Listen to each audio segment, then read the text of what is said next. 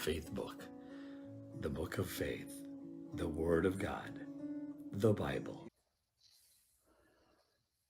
Magandang araw ng Huwebes, April 16, Thursday.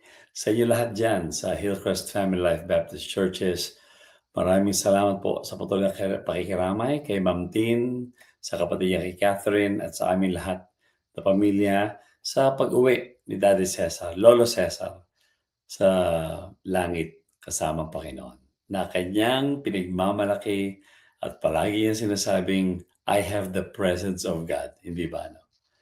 Kung bakit naman nagkasabay ang ating FBK ngayon sa huling-huling pagdiriwang ng buhay ni Daddy Cesar dyan sa Hillcrest ngayong Huwebes ng gabi. Kaya tayo nagkaroon na ng video at ipinopost na ito ni Pastor Johnny.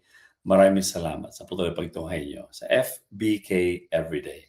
Ang ating pong FBK ngayong araw, Huwebes, April 16, ay makita po natin sa Lucas, Kapitulo 24, talatang 20 hanggang 27. Tunghayan po natin sa salita ng Panginoon.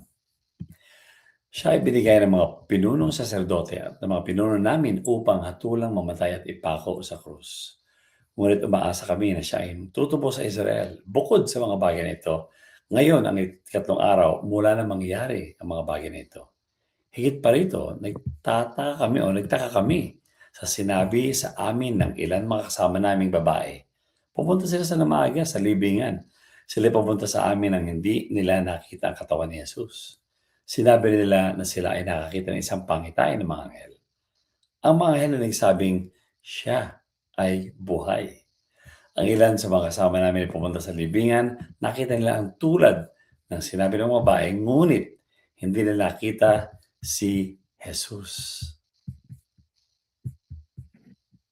Sinabi ni Jesus sa kanila, kayo ay mga hindi nakakaunawa at hindi makapaniwala agad sa lahat ng mga sinabi ng mga propeta. Hindi ba't kinakailangan dumanas ang Mesiyas ng mga bagay na ito at pumasok sa kanyang kalwalhatian?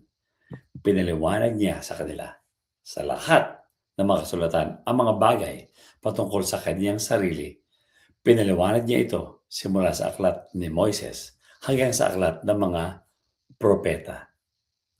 Ang magkakausap po rito sa talatang 20 hanggang 27 ay ang dalawang alagad. Tagasunod ni Jesus. Hindi sila mga apostol. Mga alagad sila. Mga kasama rin sila mga apostol. Dalawa sila. Yung isa may pangalang Cleopas. Yung isa walang pangalan. Pero naglalakad sila sa isang kalsada ang pangalan ay Emmaus at biglang sumabay sa kanila si Jesus. Sumabay si Jesus sa kanila sa kanyang katawang na buhay na maguli. Hindi nila nakilala si Jesus. Ngunit tinanong ni Jesus, ano ba nangyari? Kinuwento ngayon nila. At kahit na nagpakita yung anghel, ayon sa testimonyo ng mga Maria, ng mga babae, ni Juan at ni Pedro, hindi pa rin sila makapaniwala yung dalawang nakasabay ng Panginoong Jesus sa paglalakad sa kalye ng Emmaus. Kaya nga, maaari natin ilagyan ng titulo ang ating FBK ngayong araw. It's a prank o it's the person. It's a prank, para bang joke lang ba to? O it's the person of the Lord Jesus Christ. Ibang klase ang Panginoong Jesus, ano? Meron din pala sa ganyan, ano? Na para bang pupunta siya na hindi ka handa. Tapos biglang magtatanong sa'yo, magpapatotoo ka naman, sabihin mo yung nararamdaman mo.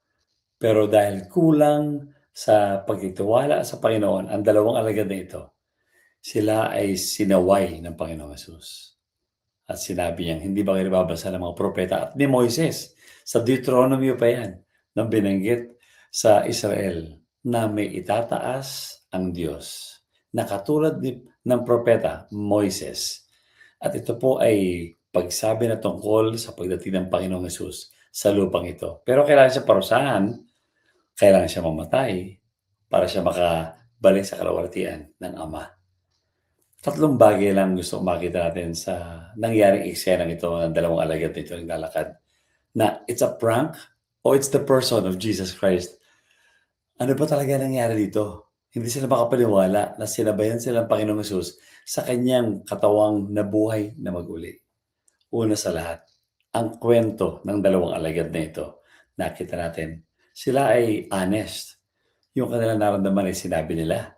Ang problema sa kanila ay kulang sa pananampalataya. So may kwento, pero merong kulang o kakulangan sa pananampalataya.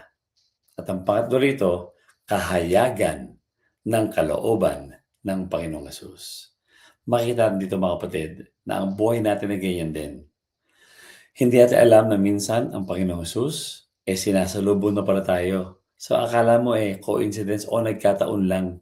Yung pala may mga pagpapakita ng Panginoong Hesus sa atin o baka anghel yan. Dahil sinabi naman talaga ng salita ng Panginoon sa Hebrews chapter 2 na maaaring anghel yan, ipapakita sa atin. Isipin niyo yan, na pwede rin palang mangyari hanggang ngayon. Pero kailangan maging matapat yung ating kwento para hindi maging kulang yung ating pananampalataya. Dahil alam natin, sa dulo nito, mahahayag ang kalooban ng Diyos. 3 bagay po yan ang gusto kong iuwi natin. May kwento mga alagad na dalawang ito, ngunit kulang sila sa pananampalataya. At sa dulo nakita natin ang kahayagan ng kalooban ng Panginoon nung siya ay nagpakilala sa Kanya na ako nga ito ang Panginoong Hesus. Magandang mga pag-aaral yan para pag-isipan natin yung araw nito at bukas ipagpapatuloy pa yan natin mga FBK na mga preachers and pastors. Tunghayan ninyo. Pero sa araw-araw na buhay natin, ating hiling talangin, Panginoon, magpakita kayo sa amin. Alam namin yan o hindi namin alam. Always believe that it's the person of Jesus Christ. It's not a prank.